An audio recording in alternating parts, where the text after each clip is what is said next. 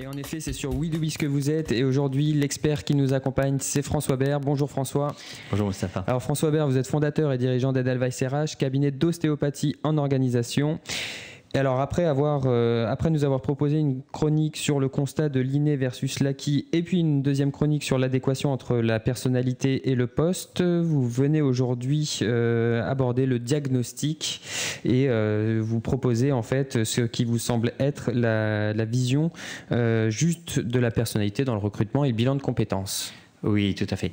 Donc il est vrai que j'ai pu avant m'appesantir un peu sur la dimension de constat. Je vous avais laissé un peu orphelin de solutions. C'est un peu facile d'affirmer et de donner des visions comme cela sans donner plus d'explications. Le plaisir ne sera pas isolé puisque je vais m'en prendre de manière peut-être un peu iconoclaste à la vision que je vois traditionnellement dans le recrutement ou dans le bilan de compétences. Bien évidemment, il y a tout un savoir-faire accumulé et je ne sais combien de professionnels éminents et sans doute plus éminents que moi sur ce sujet, bien sûr. J'aimerais simplement insister sur une dimension fondamentale pour moi, qui est la vision dynamique et la vision enchaînage des personnalités.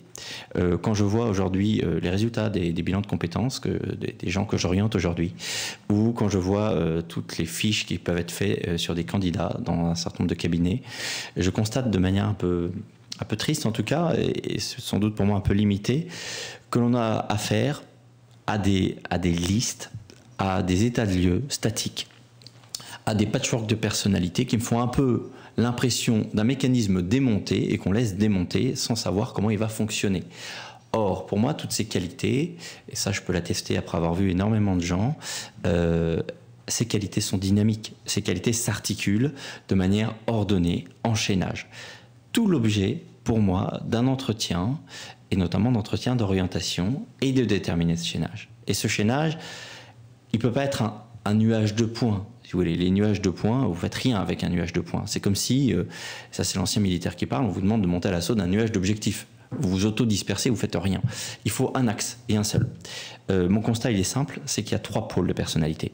Il y a un pôle cérébral, un pôle relationnel et un pôle managérial. On a tous des qualités dans les 3. Et mon objet n'est bien sûr pas de faire cette liste exhaustive. Mon objet est de déterminer le point de départ. Je vous donne un exemple très simple, mais qui permet après de voir du coup de manière très dynamique les personnalités. Oui, un exemple, on aime bien les exemples. Ah, c'est vrai, ça devient fumeux.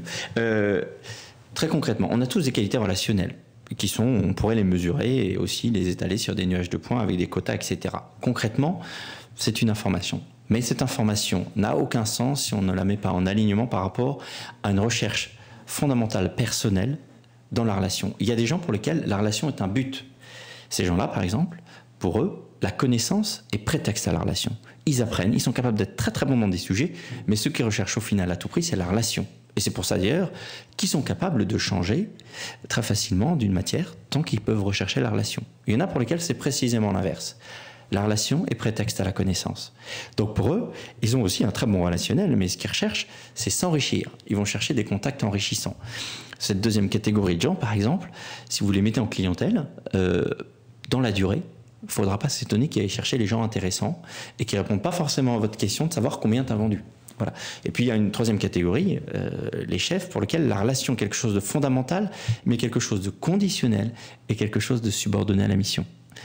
La relation sera développée, sera mise en musique, mais autant qu'elle concourt à la mission. Et on reviendra plus précisément dans votre prochaine chronique sur ces 3 familles. Donc je rappelle cérébral, relationnel et managérial. Merci beaucoup François Bert. Je rappelle que vous êtes fondateur et dirigeant du cabinet Edelweiss RH, cabinet d'ostéopathie en organisation.